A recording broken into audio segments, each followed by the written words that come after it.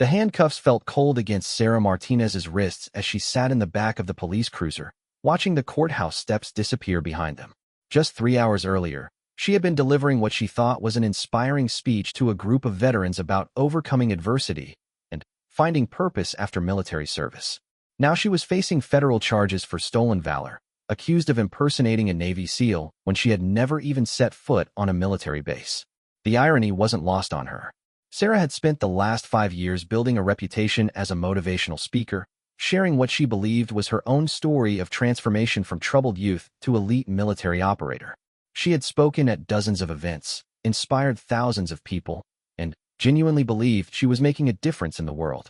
But the foundation of everything she had built was crumbling beneath her feet, and she wasn't even sure how it had all started. Detective Michael Chin sat in the front seat, occasionally glancing back at her through the rearview mirror. He had been the one to arrest her, and despite the circumstances, his demeanor had been professional and almost sympathetic.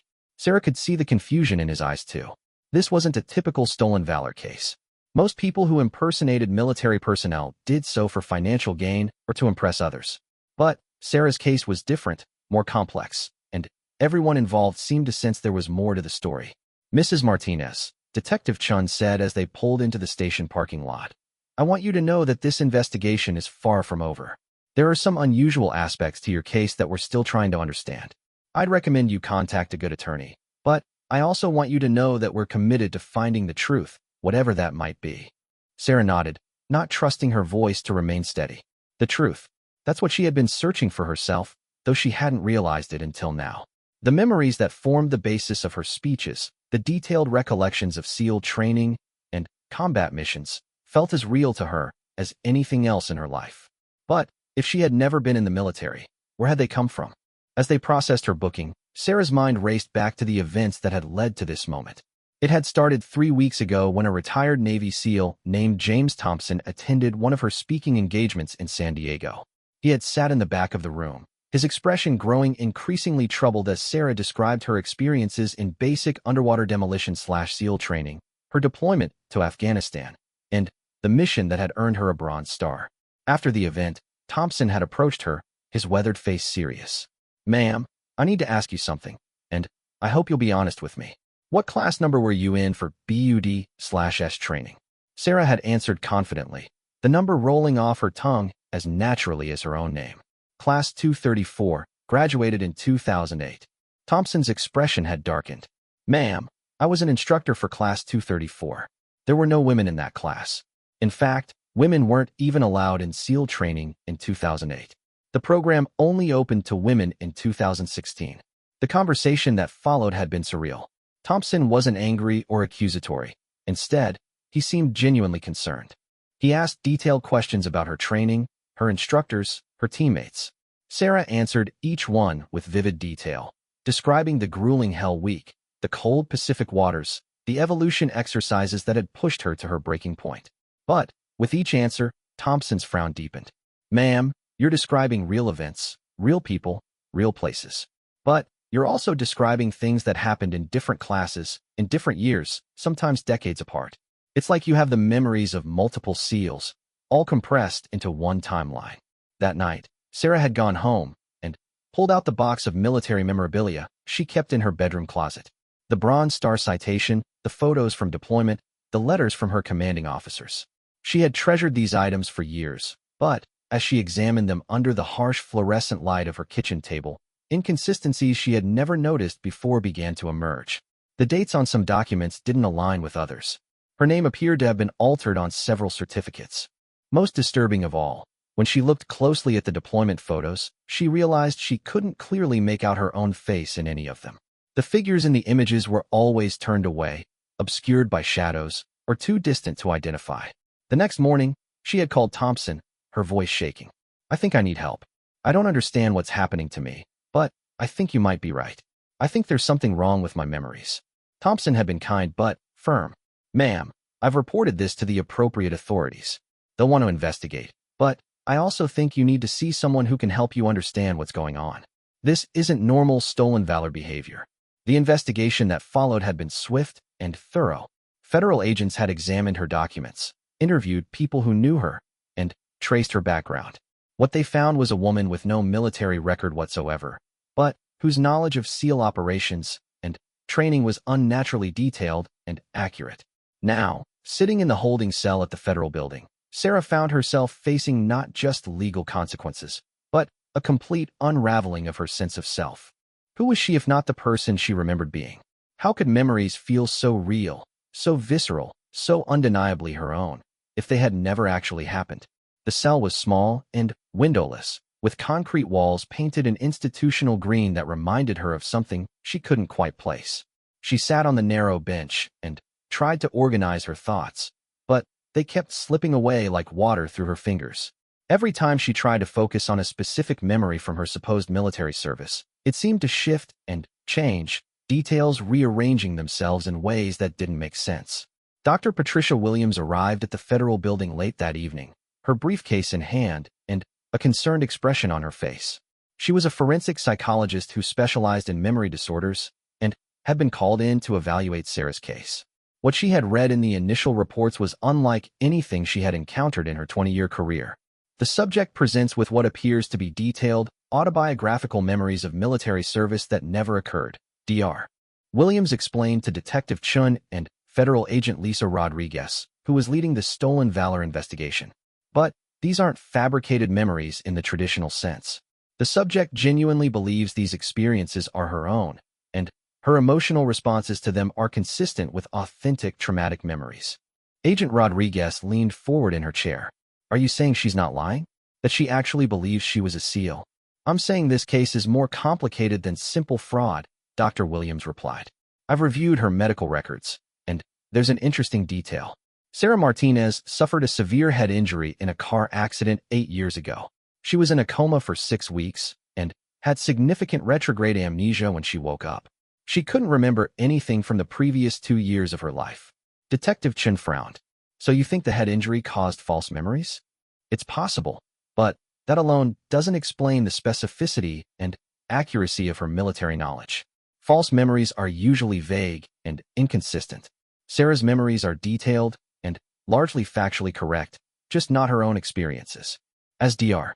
Williams prepared to interview Sarah, another figure was making his way through the corridors of the federal building. Rear Admiral Robert Hayes had received an unusual phone call that afternoon from Agent Rodriguez, who had been instructed to contact him by her superiors. The case had somehow landed on the desk of someone with high-level security clearance, and Admiral Hayes had been asked to review the details. Admiral Hayes was not just any Navy officer. He was the commanding officer of Naval Special Warfare Development Group, the unit responsible for the Navy's most classified special operations. He had access to information that most people in the military would never see, including details about psychological operations, experimental programs, and classified research projects. As he read through Sarah Martinez's file, a cold realization began to form in his mind. The details of her memories, the specific operations she described, the classified information she somehow possessed, all pointed to something that officially didn't exist. But Admiral Hayes knew it had existed, because he had been involved in its termination. The Lazarus Project had been a highly classified research program conducted jointly by the CIA and Naval Special Warfare Command between 2010 and 2015. Its goal had been to explore the possibility of transferring combat experience and tactical knowledge directly from experienced operators to new recruits through advanced neurotechnology. The project had been based on cutting-edge research into memory formation and neuroplasticity, and had shown promising results in early trials. But something had gone wrong.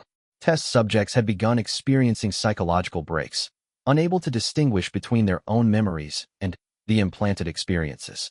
The project had been shut down abruptly, all records classified at the highest levels, and the test subjects had been handled. Admiral Hayes had thought all traces of the Lazarus Project had been eliminated.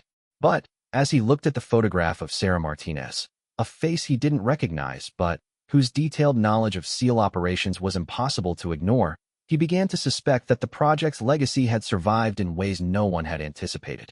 He picked up his secure phone and dialed a number that connected him directly to the Department of Defense's most classified research division. This is Admiral Hayes. I need to speak with Dr. Elizabeth Carter immediately. Tell her it's about Lazarus. While Admiral Hayes was making his calls, Sarah sat across from Dr. Williams in a small interview room, trying to answer questions about memories that felt increasingly fragmented and uncertain. The psychologist's approach was gentle but probing, designed to map the structure of Sarah's recalled experiences and identify patterns that might explain their origin. "Sarah, I want you to think about your first day of SEAL training," Dr. Williams said, her voice calm and professional. "Can you describe what you were wearing?" Sarah closed her eyes and accessed the memory, which came to her as clearly as if it had happened yesterday. Olive drab fatigues, black combat boots, still new enough that they hadn't been broken in properly. My feet were already starting to blister during the initial physical assessment. "What about the instructor? Can you describe him?" "Petty Officer Martinez." "No, wait." Sarah's eyes snapped open, confusion evident on her face. "That's my last name. But I remember him clearly. Hispanic, about 45, scar running down his left cheek from his ear to his jaw. He had this way of yelling that made you feel like you were letting down everyone who had ever believed in you." Dr. Williams made notes as Sarah spoke, but she was also watching for micro-expressions and physiological responses that might indicate deception or uncertainty. What she saw was a woman genuinely accessing memories, complete with the emotional and sensory details that accompanied authentic recollection. "Sarah, do you remember anything about your life before the military? Your childhood, your family?" This question seemed to cause Sarah physical discomfort. She pressed her palms against her temples and winced. "It's fuzzy. I remember growing up in Texas, but when I try to focus on specific events, they slip away. It's like trying to hold on to smoke." "What about after your military service? When did you start speaking publicly about your experiences?" "About 3 years ago. I was going through a rough patch, dealing with PTSD, and my therapist suggested that sharing my story might help with my recovery. The first time I spoke to a group of veterans, it felt like I was finally finding my purpose." Dr. Williams nodded, noting the timeline. Sarah's first public speaking engagement had occurred approximately 5 years after her car accident and subsequent amnesia. It was as if the military memories had needed time to solidify before they felt real enough to share publicly. As the interview continued, Dr. Williams began to form a preliminary theory. Sarah's case bore hallmarks of what psychologists called cryptomnesia, the unconscious plagiarism of memories. But the source of these borrowed memories remained a mystery. How had a civilian woman with no military connections acquired such detailed and accurate knowledge of Navy SEAL operations?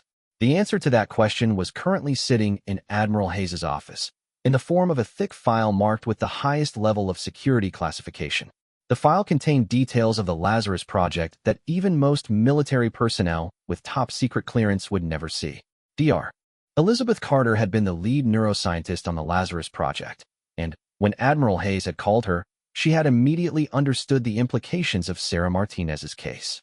Carter had always harbored suspicions that their experimental memory transfer procedures might have had unintended consequences, but proving it had been impossible without access to the original test subjects. "Admiral, if Ms. Martinez is exhibiting memories from the Lazarus Project, it means our containment protocols failed," Dr. Carter said as she reviewed the case file. The subjects were supposed to have been given memory suppression treatments before their discharge from the program. Admiral Hayes studied the photographs of Sarah Martinez, comparing them to pictures from the Lazarus Project files. "She's not in any of our subject databases, but her knowledge is too specific, too accurate, to be coincidental." Dr. Carter pulled up computer files on her laptop, scrolling through data that detailed the experimental procedures used in the Lazarus Project. "It's possible we're dealing with a secondary exposure. The memory transfer process we developed used quantum entanglement principles to create neural links between subjects. If those links weren't properly severed when the project ended, you're saying she could have spontaneously developed memories from project participants without ever being directly involved? It's theoretically possible, especially if she suffered brain trauma that altered her neural pathways. The car accident you mentioned, the timing is significant. If there were residual quantum traces in the local neural field, a brain injury could have made her susceptible to spontaneous memory integration." Admiral Hayes closed the file and looked out his office window at the Pacific Ocean. The Lazarus Project had been designed to create super soldiers who could access the experience and knowledge of multiple elite operators. Instead, it had created psychological casualties and ethical nightmares that had haunted him for years. Now it appeared that those nightmares were returning in ways no one had anticipated. Sarah Martinez wasn't just a woman who had lied about military service. She was a living repository of classified memories from some of the Navy's most elite and secretive operations. And if her case became public, it could expose classified programs and operational details that could compromise national security. But as Admiral Hayes considered the options available to him, he also thought about the woman sitting in a federal holding cell, confused and frightened, facing criminal charges for memories she genuinely believed were her own. The easy solution would be to classify her entire case, transfer her to a military facility, and ensure she disappeared into the same black hole that had swallowed the other Lazarus Project complications. The ethical solution was far more complicated and potentially dangerous. But Admiral Hayes had not risen to his current position by choosing easy solutions over right ones. He picked up his phone again and dialed Agent Rodriguez. "This is Admiral Hayes. I need to speak with you immediately about the Sarah Martinez case." "And Agent Rodriguez? When we meet, bring everything you have. This case is about to become much more complicated than anyone realized." As Sarah Martinez spent her first night in federal custody, she had no idea that her arrest had triggered a chain of events that would force the military's most classified research program back into the light. She couldn't know that an admiral was preparing to risk his career to help her find the truth, or that the memories she had built her life around were the remnants of experiments that officially had never happened. All she knew was that the life she had known was over, and the truth she was about to discover would challenge everything she thought she understood about memory, identity, and the price of knowledge that was never meant to be shared. In the morning, Admiral Hayes would walk into that federal building and speak words that would change everything. That's not true. But the truth he was preparing to reveal would prove far stranger than any lie Sarah Martinez had ever been accused of telling. The morning sun cast long shadows through the windows of the federal building as Admiral Robert Hayes approached the security checkpoint. His uniform was pristine, his bearing confident, but inside, he was preparing to make a decision that could destroy his 30-year career and expose secrets that the government had spent millions of dollars to bury. Agent Lisa Rodriguez was waiting for him in Conference Room B, along with Detective Chun, Dr. Williams, and Assistant U.S. Attorney Janet Morrison. They had assembled to discuss the prosecution strategy for Sarah Martinez's stolen valor case. But Admiral Hayes was about to turn their straightforward fraud investigation into something far more complex and dangerous. "Admiral Hayes," Agent Rodriguez said as he entered the room, "thank you for coming. We understand you have some insights into this case that might help us understand how Ms. Martinez acquired such detailed knowledge of SEAL operations." Admiral Hayes took his seat at the conference table and placed a thick manila folder in front of him. The folder bore classification markings that made everyone in the room nervous. Top secret/special access required was not the kind of paperwork that typically appeared in federal courtrooms. "Before I say anything else," Admiral Hayes began, "I need everyone in this room to understand that what I'm about to tell you is classified at the highest levels. By federal law, you are now bound to maintain the confidentiality of this information unless specifically authorized to disclose it." Attorney Morrison shifted uncomfortably in her chair. "Admiral, with respect, we're in the middle of a criminal prosecution. If you have exculpatory evidence that could affect this case, we need to know what our disclosure obligations are.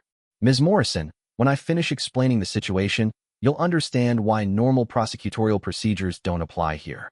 This case involves classified military research programs that have national security implications far beyond a simple stolen valor charge." Admiral Hayes opened the folder and removed several documents, each bearing the logo of projects that officially had never existed. "Dr. Williams, you mentioned in your preliminary report that Ms. Martinez suffered a traumatic brain injury approximately 8 years ago. You also noted that her military memories are unusually detailed and accurate. What you didn't know is that those memories don't belong to her." Dr. Williams leaned forward. "I don't understand. Are you saying she learned this information from someone else?" "I'm saying she has the actual memories of multiple Navy SEALs implanted in her brain through an experimental neurotechnology program called Project Lazarus." The room fell silent. Agent Rodriguez was the first to speak. "Admiral, that sounds like science fiction. I wish it were."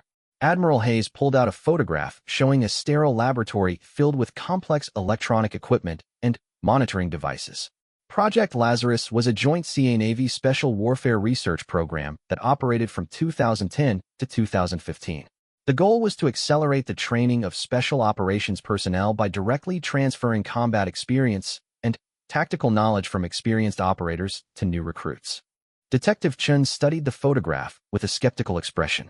You're saying the military developed a way to copy memories from one person to another? The theoretical foundation was sound, Admiral Hayes explained. Memory formation involves specific patterns of neural connectivity. If you could map those patterns in one person and recreate them in another, you could theoretically transfer not just information, but actual experiential memory. Dr. Williams, as a neuroscientist, was the first to grasp the implications. The quantum entanglement theory Dr. Carter mentioned, you're talking about creating synchronized neural networks between different subjects. Exactly. The process involved placing both donor and recipient subjects in specially designed chambers that use targeted electromagnetic fields to synchronize their brainwave patterns. During the synchronization period, specific memories could be tagged and transferred from the donor's neural network to the recipient's. Attorney Morrison was frantically taking notes. Admiral, if this technology actually worked, why was the program shut down? Admiral Hayes's expression darkened. Because the human mind wasn't designed to hold multiple sets of autobiographical memories. Test subjects began experiencing severe psychological symptoms. They couldn't distinguish between their own experiences and the transferred memories. Some developed multiple personality disorders. Others suffered complete psychological breaks. He pulled out another set of documents, these bearing the stamps of medical facilities and psychiatric evaluation reports. By 2015, we had 23 test subjects in varying stages of psychological breakdown. The project was terminated, all equipment was destroyed, and the subjects were given experimental memory suppression treatments designed to erase both their own memories and the transferred experiences. What happened to those test subjects? Dr. Williams asked, though she seemed to already suspect the answer. Officially, they were medically discharged and returned to civilian life with no memory of their participation in the program. Unofficially, Admiral Hayes paused, clearly uncomfortable with what he was about to reveal. Most of them were placed in long-term psychiatric care facilities. A few committed suicide. Others simply disappeared into the system. Agent Rodriguez studied the documents Admiral Hayes had provided. Admiral, I don't see Sarah Martinez's name anywhere in these files. That's because she was never a test subject. But her case suggests that our containment protocols failed in ways we never anticipated. Admiral Hayes pulled out a detailed map showing the location of the Lazarus Project facility in relation to the site of Sarah Martinez's car accident. The two locations were separated by less than 5 miles. The Lazarus facility was located in an underground complex beneath the Torrey Pines Research Institute. The quantum entanglement process we used to transfer memories created what Dr. Carter called a neural field, essentially, a localized area where memory patterns could exist independently of their original host. Dr. Williams began to understand the implications. You're suggesting that when the project was shut down, some of these memory patterns remained in the local environment? Dr. Carter always warned us that quantum entanglement couldn't simply be turned off. The neural connections we created between subjects might persist even after the formal transfer process ended. If someone with a traumatic brain injury entered that field, they could spontaneously integrate memories that were never meant for them, Dr. Williams finished. Attorney Morrison looked up from her notes. Admiral, assuming this is all true, what are you asking us to do?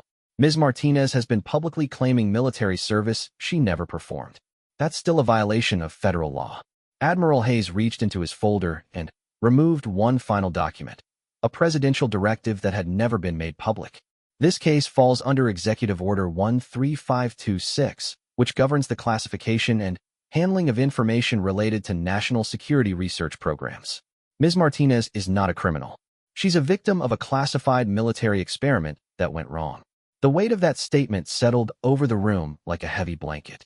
Sarah Martinez wasn't just an ordinary citizen who had lied about military service. She was carrying classified memories from some of the Navy's most elite and secretive operations, memories that could compromise ongoing national security operations if they became public. What exactly are you proposing? Agent Rodriguez asked. I'm proposing that we stop treating this as a criminal case and start treating it as a medical emergency with national security implications. MS. Martinez needs specialized care from people who understand what happened to her, and the classified information in her head needs to be properly contained. Dr. Williams raised an important question. Admiral, even if we accept your explanation, how do we help Ms. Martinez? If these memories feel real to her, attempting to suppress them could cause severe psychological trauma. Dr. Carter has been working on that problem for years. She believes it may be possible to separate the integrated memories without destroying Ms. Martinez's core personality, but it would require experimental procedures that haven't been fully tested. Attorney Morrison closed her notepad. Admiral, I need to consult with my superiors about how to proceed. This is far outside normal prosecutorial guidelines. Ms. Morrison, before you make any calls, you need to understand something else. 3 other people have been arrested for stolen valor charges in the past 18 months. All of them lived within a 50-mile radius of the old Lazarus facility. All of them described military experiences they never had, but with unusual accuracy and detail. The implications of that revelation hit everyone in the room simultaneously. Sarah Martinez wasn't an isolated case. There were other people walking around with classified military memories in their heads, memories from experiments that officially had never happened. How many more people could be affected? Agent Rodriguez asked. We don't know. The neural field effects could potentially impact anyone who suffered brain trauma in the affected area. We could be looking at dozens or even hundreds of people with fragmented military memories they don't understand. Detective Chun leaned back in his chair. Admiral, if this is all true, why are you telling us now? Why not just classify the whole thing and make it disappear? Admiral Hayes was quiet for a long moment before answering. Because I've spent the last 8 years watching good people suffer for mistakes that weren't their own. The Lazarus Project was my responsibility. I signed off on procedures that destroyed lives and created problems we still don't fully understand. Sarah Martinez is sitting in a federal holding cell, facing criminal charges because of decisions I made.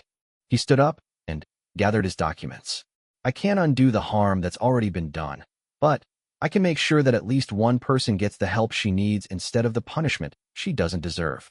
As Admiral Hayes prepared to leave, Dr. Williams asked one final question. Admiral, the memories Ms. Martinez has, whose are they? Which SEALs provided the donor memories for the Lazarus Project? Admiral Hayes paused at the door, his hand on the handle. Some of the most decorated special operations personnel in Navy history. Men who volunteered to share their experience because they believed it would help save the lives of future operators. Men who trusted us to use their memories responsibly. Are any of them still alive? A few. And when I tell them what happened to their memories, what Sarah Martinez has been through, they're going to want to help her too. After Admiral Hayes left the conference room, the remaining participants sat in stunned silence, trying to process what they had just learned. The simple stolen valor case they had been preparing to prosecute had suddenly become a complex medical and national security issue involving classified military experiments, quantum neuroscience, and a woman whose mind had become an unintended repository for some of the military's most sensitive operational memories. Agent Rodriguez was the first to speak. We need to contact Sarah's attorney immediately. She can't be represented by a public defender on something like this. More importantly, Dr. Williams added, we need to get her proper medical evaluation. If she's carrying traumatic combat memories that aren't her own, she could be experiencing PTSD symptoms for experiences she never actually had. Attorney Morrison was already reaching for her phone.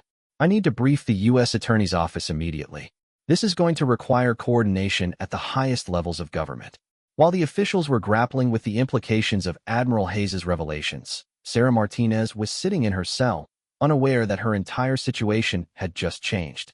She had spent the night trying to understand how her memories could feel so real if they had never actually happened, but she hadn't even come close to imagining the truth. Dr. Elizabeth Carter was already on her way to the federal building, carrying equipment and files that she had hoped she would never need to use again. When Admiral Hayes had called her the night before, she had known this day would eventually come. The Lazarus Project had created problems that couldn't be solved by classification and cover-ups. They could only be addressed by facing the truth about what had gone wrong and finding ways to help the people who had been inadvertently harmed. As Dr. Carter entered the federal building that morning, she was carrying with her the keys to understanding Sarah Martinez's condition and potentially treating it. But she was also bringing more questions than answers, because the intersection of neuroscience, quantum physics, and human consciousness that the Lazarus Project had explored was still largely uncharted territory. The truth that Admiral Hayes had revealed was just the beginning. The real challenge would be figuring out how to help Sarah Martinez reclaim her own identity while protecting the classified memories that had somehow become part of her mind. And somewhere in that challenge lay the question that would haunt everyone involved. When memories feel real, when they shape a person's sense of self and purpose, do their origins matter as much as their impact? Sarah Martinez was about to discover that the line between truth and memory, between identity and experience, was far more complicated than anyone had ever imagined. And the people who were now responsible for her fate were about to learn that some government experiments leave consequences that can never be fully contained or controlled. Dr. Elizabeth Carter stood before the sophisticated brain scanning equipment she had personally transported to the federal building's medical wing, equipment that officially didn't exist and had cost taxpayers millions of dollars to develop. The quantum neural interface scanner represented 8 years of cutting-edge research into the intersection of consciousness and quantum mechanics, and Sarah Martinez was about to become its most important test subject. Sarah sat in the scanner's chair, electrodes attached to her temples, while Dr. Carter calibrated the complex array of sensors and electromagnetic field generators. The process was painless but disorienting, as the quantum field manipulations caused subtle changes in perception and awareness that most people found deeply unsettling. "Sarah, I want you to understand what we're about to do," Dr. Carter explained, her voice gentle but clinical. "This scanner can map the quantum signatures of your neural patterns and identify which memories originated in your own brain versus which ones were integrated from external sources." "You mean you can tell which of my memories are real?" Sarah asked, her voice carrying a mixture of hope and fear. "It's more complicated than that. All of your memories are real in the sense that they exist in your brain and feel authentic to you. But some of them were formed through your own experiences, while others were transferred from people you've never met through a process you were never supposed to be exposed to." Admiral Hayes observed the procedure from behind a protective barrier, along with Dr. Williams and a new arrival, Commander James Patterson, one of the original Lazarus Project participants who had volunteered to help understand what had happened to Sarah. Patterson was one of the few test subjects who had emerged from the project with his sanity intact, though he carried scars from the experience that would never fully heal. "Commander Patterson," Dr. Carter said through the intercom system, "I'm going to ask you to access some of your memories from the Afghan deployment in 2011. The scanner will map the quantum signature of those neural patterns so we can identify if any of them appear in Ms. Martinez's brain." Patterson closed his eyes and focused on the memories Dr. Carter had requested. The scanner immediately began detecting the characteristic quantum patterns associated with his recalled experiences, patterns that had been mapped and categorized during the original Lazarus Project research. As the scan progressed, something remarkable and disturbing began to appear on the monitors. Sarah's brain contained neural patterns that were nearly identical to Patterson's memories, but they were integrated into her own autobiographical memory network in ways that made them feel like personal experiences rather than borrowed recollections. "My God," Dr. Williams whispered as she studied the brain scans. "She's not just remembering someone else's experiences. She's processed them as if they were her own lived memories." Dr. Carter nodded grimly. "This is what we feared during the original project. The human brain doesn't have a natural mechanism for distinguishing between self-generated memories and externally integrated ones. When the quantum transfer process was used on test subjects, their minds treated the borrowed memories as authentic personal experiences. On the scanning monitors, they could see the neural pathways that connected Sarah's borrowed military memories to her emotional centers, her sense of identity, and her understanding of herself as a person. Removing those memories wouldn't be like deleting files from a computer. It would be like performing surgery on her soul. Admiral Hayes studied the readouts with growing concern. "Dr. Carter, if we can identify the borrowed memories, can we remove them without damaging Sarah's core personality?" "That's the trillion-dollar question, Admiral. The quantum entanglement process we used created connections that go beyond simple memory storage. These borrowed experiences have become part of how Sarah understands herself, her capabilities, her purpose in life. Removing them could leave her with a profound identity crisis." Commander Patterson had been listening to the conversation with growing unease. "Dr. Carter, are you saying that Sarah has my memories of combat, of losing friends, of killing people?" "Not just your memories, Commander. The scanning is detecting neural patterns from at least 6 different original donors. Sarah's brain contains fragments of memories from multiple SEAL operators, all integrated into a single cohesive narrative that feels like her own military service." The implications of that revelation were staggering. Sarah Martinez wasn't just carrying classified operational details. She was carrying the traumatic memories of multiple combat veterans, experiencing their pain, their losses, their psychological wounds as if they were her own. That explains the PTSD symptoms she's been experiencing, Dr. Williams observed. She's been dealing with combat trauma from experiences that feel completely real to her, but that she never actually lived through. Dr. Carter paused the scanning procedure and turned to address Sarah directly.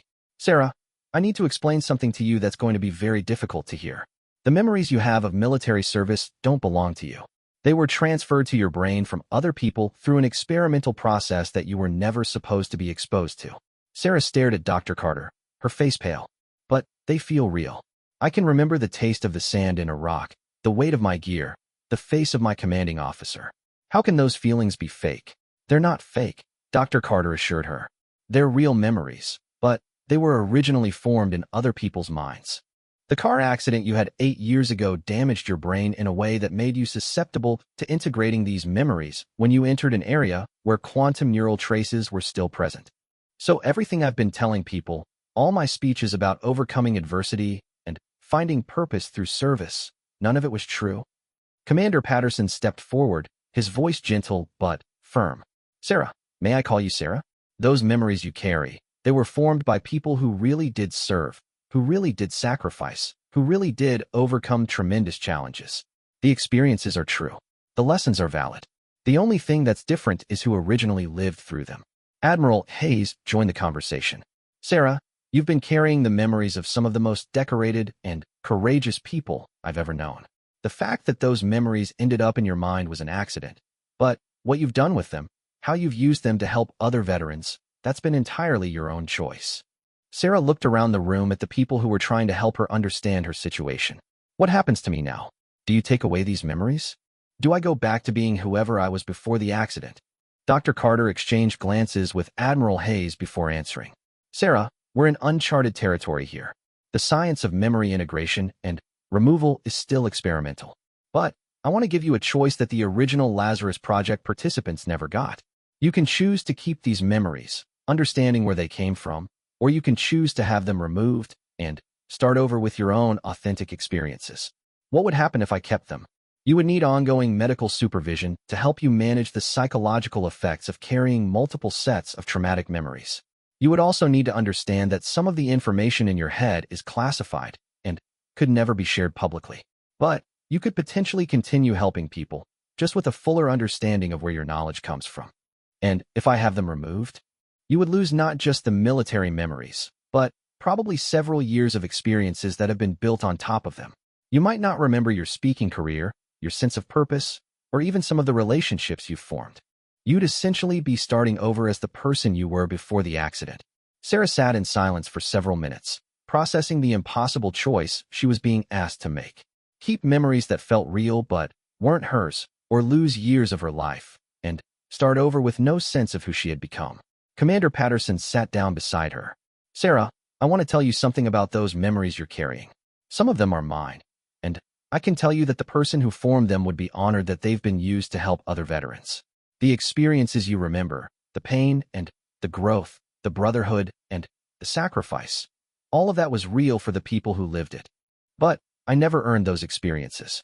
I never went through the training, never took the risks, never made the sacrifices. No, but you've taken memories of those sacrifices and used them to help people. In my book, that counts for something. Dr. Carter interrupted the conversation to share another discovery from the brain scans. Sarah, there's something else you need to know. The scanning is revealing that your brain has been actively processing and integrating these borrowed memories for years. You're not just a passive repository for someone else's experiences. Your mind has been working to make sense of them, to find meaning in them, to incorporate them into your understanding of yourself and the world. Admiral Hayes leaned forward. What does that mean, Dr. Carter? It means that Sarah's brain has been doing something remarkable. She's been unconsciously synthesizing the experiences of multiple combat veterans into a coherent narrative that emphasizes resilience, growth, and service to others. The Sarah Martinez who has been speaking to veteran groups isn't just repeating borrowed memories. She's been interpreting and reshaping them into messages of hope and healing. Dr. Williams nodded in understanding. That's why her speaking has been so effective. She's been processing genuine combat trauma and finding constructive ways to frame it. Her audiences have been responding to authentic emotional truth, even if the specific experiences weren't originally hers. As the day progressed, more test results came back, painting an increasingly complex picture of Sarah's condition. The quantum neural scanner revealed that her brain had not simply absorbed random memories from the Lazarus Project participants. Instead, it had selectively integrated experiences that related to overcoming adversity, finding purpose, and helping others. It's almost like her unconscious mind was choosing which memories to integrate based on her own values and personality, Dr. Carter observed. She didn't just get random fragments of military experience. She got the parts that resonated with who she was becoming. Commander Patterson studied the brain scans with growing amazement. Dr. Carter, are you saying that Sarah's mind somehow filtered through years of memories from multiple people and selected only the ones that matched her own moral framework? That appears to be exactly what happened. And it suggests that Sarah's core personality, her fundamental sense of right and wrong, her desire to help others, all of that was authentically hers from the beginning. The military memories just gave her a framework for expressing those values. This revelation changed the entire nature of Sarah's choice. She wasn't being asked to choose between authentic and inauthentic memories. She was being asked to choose between a complex integration of borrowed experiences that reflected her own values, or starting over without the framework that had given her life meaning. Admiral Hayes approached Sarah with a new proposal. Sarah, given what we've learned about how your mind has processed these memories, I want to offer you a third option. What if we could help you understand which memories are originally yours and which are integrated from others, without removing any of them? You could keep your sense of purpose and your ability to help people, but with full knowledge of the source of your experiences. Dr. Carter considered the proposal carefully.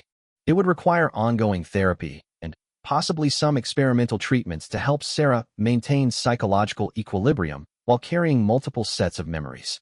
But it might be possible. Sarah looked around the room at the people who had been working to understand her condition and help her make the right choice. For the first time since her arrest, she felt like she had some control over her situation. I want to keep the memories, she said firmly. I want to understand where they came from and respect the people who originally formed them. But I also want to continue using them to help other veterans. If these experiences can prevent even one person from giving up, then they're serving a purpose that honors their original owners. Commander Patterson smiled for the first time since entering the room. Sarah, speaking as one of the people whose memories you're carrying, I can't think of a better use for them. As the medical team prepared to begin the complex process of helping Sarah learn to live with integrated memories while maintaining her psychological stability, Admiral Hayes made a phone call that would determine her legal fate. Mr. Attorney General, he said when the call was answered, this is Admiral Hayes. I'm calling about the Sarah Martinez case. Sir, I need to recommend that all charges be dropped immediately and that this case be classified at the highest level. Yes, sir, I understand the precedent concerns, but this isn't a typical stolen valor case. This is a victim of a classified military experiment who needs medical care, not prosecution. The conversation that followed would determine not just Sarah's future, but the fate of the other people who had been unknowingly affected by the Lazarus Project's uncontained quantum effects. Sarah Martinez was no longer just a woman facing federal charges. She had become the key to understanding and helping dozens of other people who were walking around with memories they didn't understand, experiences they had never lived, and psychological burdens they had never chosen to carry. The science of memory had revealed truths about consciousness and identity that challenged everything researchers thought they knew about the human mind. And Sarah Martinez, in choosing to embrace the complexity of her situation rather than seeking the simplicity of memory removal, was about to become the first person to consciously live with integrated memories from multiple sources while maintaining her authentic sense of self. The real test would be whether the human mind was strong enough to handle such complexity, and whether society was ready to accept the implications of technology that could transfer memories between people. Sarah's choice would affect not just her own future, but the future of neuroscience research and the military's understanding of human consciousness itself. The secured conference room at the Naval Medical Center San Diego had been hastily converted into a crisis management center, with whiteboards covered in maps, timelines, and case files. Admiral Hayes stood before a gathering of federal agents, military investigators, and medical professionals, all trying to comprehend the scope of what they were now calling the Lazarus effect. Ladies and gentlemen, Admiral Hayes began. What started as a single stolen valor case has revealed a public health crisis affecting an unknown number of civilians in Southern California. Based on our investigation of Sarah Martinez's condition, we have identified 17 additional individuals who have been arrested or investigated for military impersonation over the past 8 years. All of them lived within the quantum field effect zone of the former Lazarus Project facility. Agent Rodriguez pulled up a digital map showing the locations where people with suspected false military memories had been identified. The pattern was clear and disturbing. They formed a rough circle around the underground research facility, with the highest concentration of cases closest to the original site. Dr. Carter, Admiral Hayes continued, please brief the team on your findings regarding the persistence of quantum neural effects. Dr. Carter approached the podium with a tablet full of data that represented months of follow-up research conducted since Sarah Martinez's case had blown the situation wide open. The quantum entanglement process used in the Lazarus Project created what we're calling neural echoes, persistent quantum field effects that can influence brain chemistry and memory formation in susceptible individuals. She clicked to a slide showing brain scans from multiple subjects. We've now examined 12 of the 17 identified cases, and all of them show the same pattern: integration of memories from original Lazarus Project participants, combined with their own authentic experiences, resulting in false autobiographical narratives about military service. Detective Chun, who had been coordinating with local law enforcement agencies, raised his hand.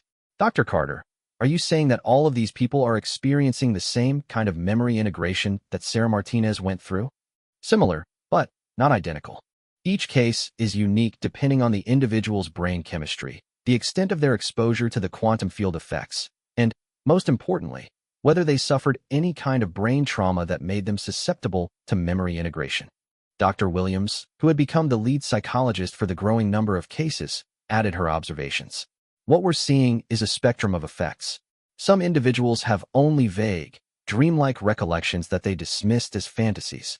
Others, like Sarah Martinez, have fully integrated military memories that feel completely authentic. The severity seems to correlate with the proximity to the original facility and the presence of traumatic brain injuries. Admiral Hayes called up the next case file. Let me introduce you to Marcus Thompson, age 34, construction worker from Del March. Like Sarah, he was arrested for stolen valor 3 months ago after claiming to be a former Army Ranger at a Veterans Day event. The file photo showed a muscular man with calloused hands and an honest face that radiated sincerity. Marcus had been found guilty of violating federal law and sentenced to community service before Sarah Martinez's case had revealed the true nature of these situations. Marcus suffered a concussion in a workplace accident 7 years ago, approximately 10 miles from the Lazarus facility, Admiral Hayes explained. During his recovery, he began experiencing vivid dreams about military service. Over time, those dreams became memories, and, eventually, he genuinely believed he had served in Afghanistan. Dr. Carter pulled up Marcus's brain scans. His neural patterns show integration of memories from at least 3 different Army Rangers who participated in the Lazarus Project. Unlike Sarah, who seems to have unconsciously filtered the memories for positive and constructive content, Marcus integrated more traumatic material. What do you mean by more traumatic? Agent Rodriguez asked. Dr. Williams answered grimly. Marcus has been experiencing severe PTSD symptoms for experiences he never actually lived through. He's been having nightmares about combat situations, panic attacks triggered by loud noises, and survivor's guilt over friends who died in battles he never fought. His marriage is falling apart, and he's been unable to hold a steady job because of psychological symptoms related to memories that aren't his own. The weight of that revelation settled over the room. These weren't just cases of people lying about military service. These were civilians who were suffering real psychological trauma from borrowed memories of war, combat, and loss. Admiral Hayes moved to the next case. Jennifer Walsh, age 29, former teacher from Encinitas. She claimed to have served as a Navy helicopter pilot and was arrested for stolen valor 6 months ago. Jennifer's file painted a picture of a woman whose life had been completely derailed by memories she couldn't understand. She had quit her teaching job to pursue what she believed was her calling to help veterans, only to be arrested when inconsistencies in her military story were discovered. Jennifer's case is particularly tragic, Dr. Williams explained, because she integrated memories from a Navy pilot who died in a training accident during the Lazarus Project. She's been experiencing not just combat memories, but also the pilot's memories of the accident that killed him. She's essentially been reliving someone else's death over and over again. Dr. Carter showed Jennifer's brain scans, which revealed a different pattern of memory integration than they had seen in other cases. Jennifer's neural patterns suggest that she integrated memories from someone who died while still connected to the quantum field. The trauma of that death seems to have been transmitted along with the other memories. Jesus Christ, Detective Chen muttered. She's been experiencing someone else's final moments as if they were her own? That appears to be the case. Jennifer has been hospitalized twice for what appeared to be psychotic breaks, but which we now understand were actually traumatic reliving episodes of the pilot's death. Admiral Hayes called for a brief recess, and the assembled officials took a moment to process the magnitude of what they were dealing with.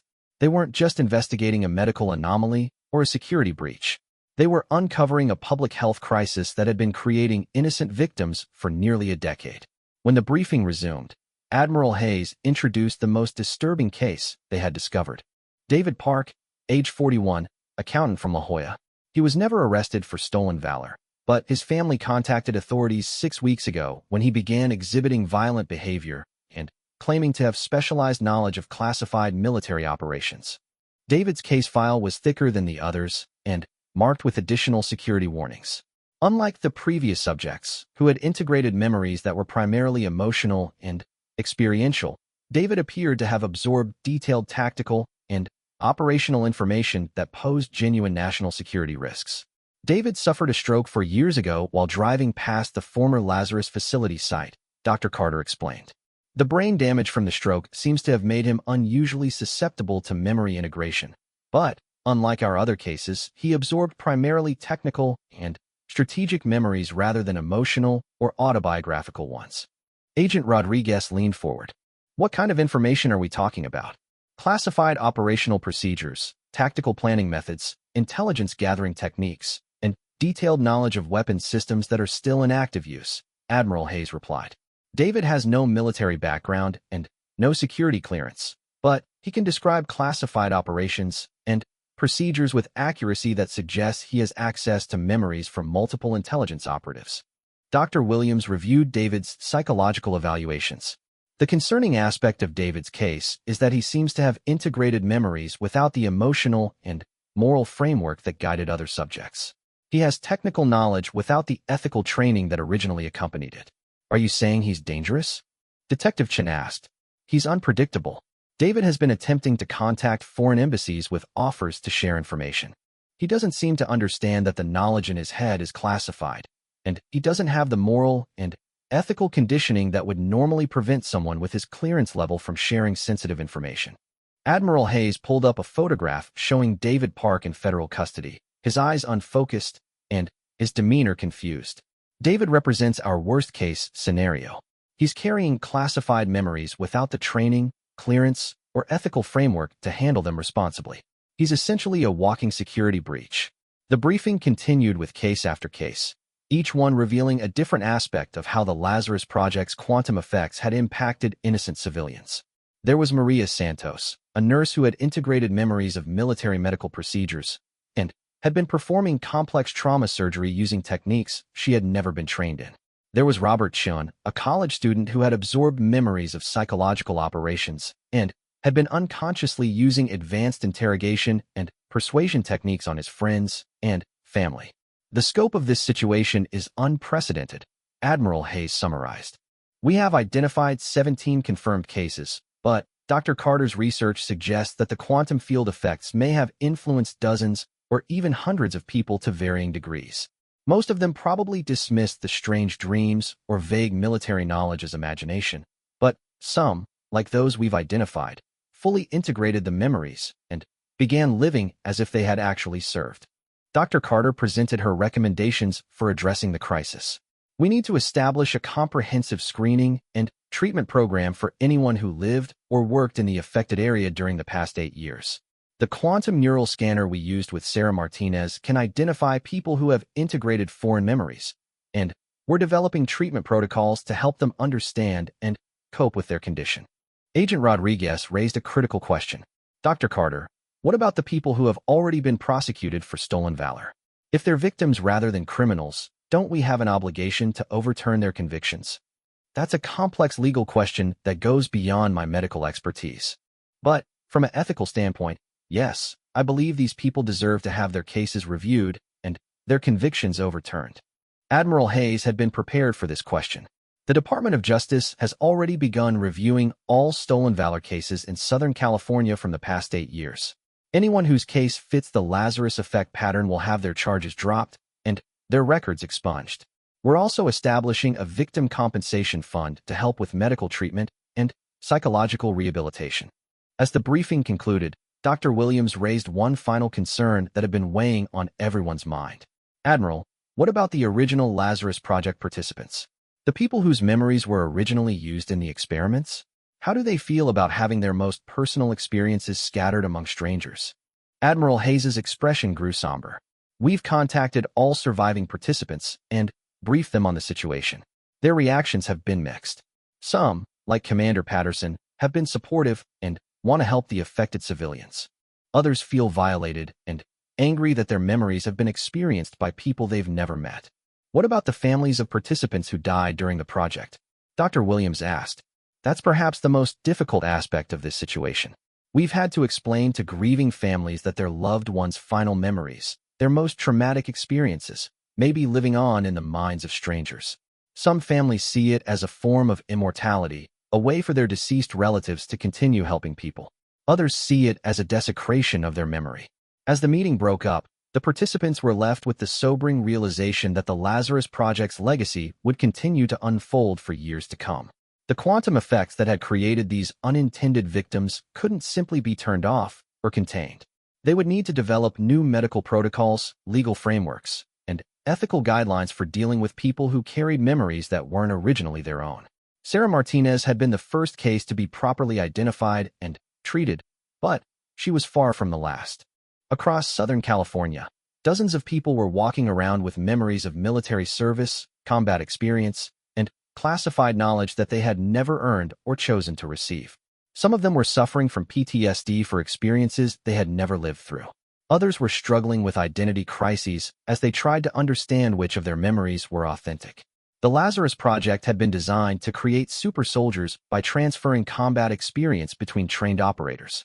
Instead, it had created a scattered population of civilians carrying fragments of other people's most intense and traumatic memories. And now society would have to figure out how to help them heal while protecting the classified information that had accidentally become part of their minds. Admiral Hayes stood alone in the conference room after everyone else had left, staring at the map that showed the locations of all the identified victims. Each dot on the map represented a life that had been fundamentally changed by an experiment that was supposed to have been contained and controlled. Each person would need specialized care, understanding, and support to rebuild their sense of identity while learning to live with memories that felt real but weren't originally theirs. The science fiction had become science fact, and now they all had to live with the consequences of what happened when the boundaries between individual minds began to break down. The Lazarus Project had ended years ago, but its effects would ripple through the lives of innocent people for decades to come.